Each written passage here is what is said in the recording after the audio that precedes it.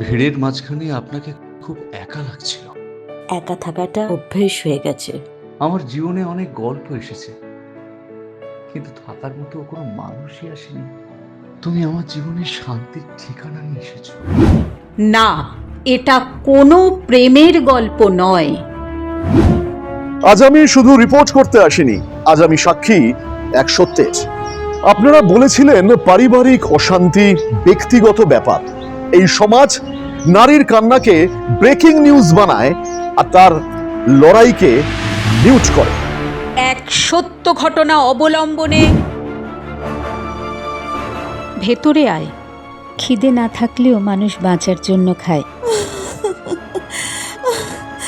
ভালোবাসা, প্রতারণা, ভণ্ডামি। তুমি পাগল, বদ্ধ পাগল। তোমার মাথার গন্ডগোল আছে, মাঝে মধ্যে স্বপ্নের জগতে বিচরণ করো। হ্যাঁ, আসল কথা কি জানেন? ভুক্তভোগীরা মারা গেলে এই সমাজ জেগে ওঠে, কিন্তু যে বেঁচে থাকে সে ন্যায় চায়। এই সাম্রাজ্য, এই ট্রাস্টের টাকা, এই প্রভাব সব আমার বুদ্ধির ফল। তুই শুধু আমার হাতের পুতুল। অপরাধীরা মুখোশ পরে থাকে, আর তাদের মুখোশ খোলাই সবচেয়ে বড় সাহস। ভক্তি, ভক্তি না ভণ্ডামি? বেরিয়ে আসবে কি অপ্রিয় সত্যটা? কোর্টে প্রমাণ লাগে মিস্টার মুখার্জি, আর এই প্রমাণ তৈরি করতে লাগে হচ্ছে টাকা। আজ থেকে এই গল্পের নাম শুধু ট্র্যাজেডি না, এই গল্পের নাম আগুনের ফিনিক্স।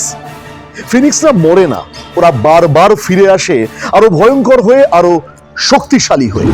বললে যে বিয়ে করবে, সংসার করবে, এগুলো সব স্ট্র্যাটেজি। তুই মরতে গিয়েছিলি ওর জন্য, এবার বাঁচবি তোর নিজের জন্য। এবার তুমি কাঁদবে না, এবার তুমি বলবে।